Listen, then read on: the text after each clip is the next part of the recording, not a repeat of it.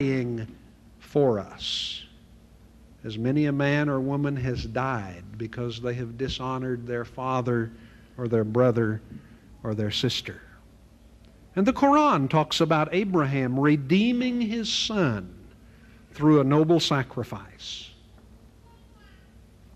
This is what God has done. He has redeemed us from the penalty due because we dishonor Him by a noble sacrifice. That sacrifice being Jesus, the one who steps between, the one who becomes the protector, the one who is the mediator or the intercessor, the one who takes the blow if there is a blow to be taken. And indeed, in issues of honor, there is always a blow to be taken.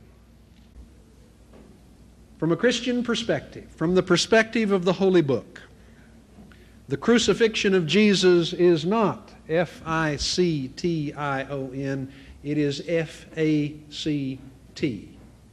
Jesus was crucified, He was killed, He died, He was buried, and 3 days later, He was raised from the dead. Either this is true on the basis of what the Holy Book says, or as Dr. Deedat has said, the whole thing is a fiction. And if it is a fiction, then somehow the God who sent Jesus as the most exalted of prophets and the one nearest Him to bear His Injil to the world has failed. Failed for many centuries. Failed for at least 600 years. You may say, not failed ultimately because maybe there it came back in the Qur'an and through Muhammad. But there's 600 years of failure. Now, I'm not quite sure what to make of a God who has 600 years of failure on His record. And yet somehow that is a part of the issue that we are having to deal with. I'll stop at that point. Mr. Ahmed Deedat for 10 minutes.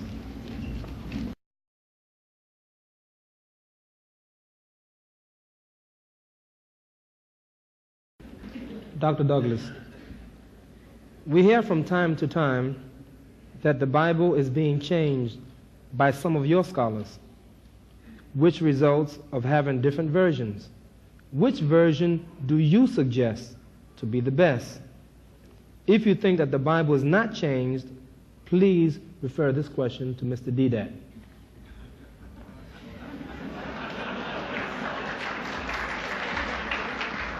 You're ready.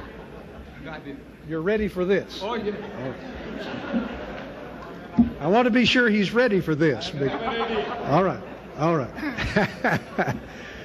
I will refer this to him because he obviously feels the Bible is changed, and so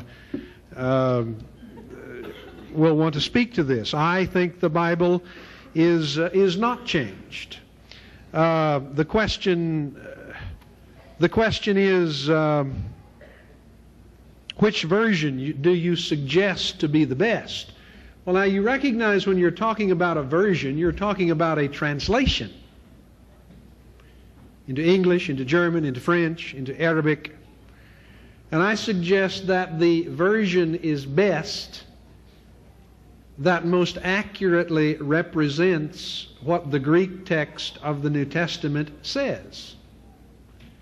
Like I would say to you, what version of the Qur'an is best? Is it Sales? Is it Pickthall's? Is it Arberry's? Do you know these translations? Do you know these versions? Some of you do. Which one is the best? Well, you would probably say none of those. The one that has the English and the Arabic parallel one with another. And I would be glad to submit to any of you, if I could stay here 2 or 3 days, that we'd get half a dozen. We'd pick any text you want, and we would see the difference in the translations into English. And so which version of the Qur'an is best? The one that most faithfully reflects the Arabic, if you cannot read Arabic. Which version of the Bible is best? The one that most faithfully reflects the Greek of the Bible. And so, in effect, I'd say to you, this one's best. Right here. Right here. Why do I say this? Because this is a compilation of the best of all the ancient manuscripts. And if there are any questions about what the text says, they're right down at the bottom. They're not burned up, hidden away, destroyed, denied, lost, or whatever else. They're right there for you to look at and to ask, what difference do these differences make? And in terms of what this text says, those differences basically make no difference. Now, Mr. Deedat's friend on one occasion said to me, "Oh, the Christians are changing the Bible. It used to say in John 3:16, God so loved the world that He gave His only begotten Son. And today they've taken the word begotten out." And he would point that it's there in the King James and it's not there in the Revised Standard.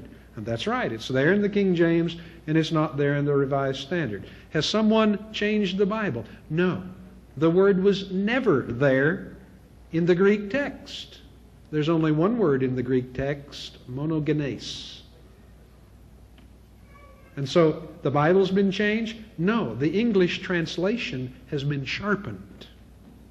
No alteration of the words at all.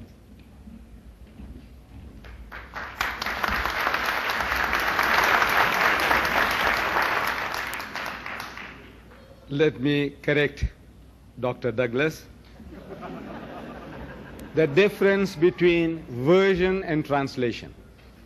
You see, the Christian scholars and missionaries are trying to confuse the Muslims with the term that version and translation means one and the same thing.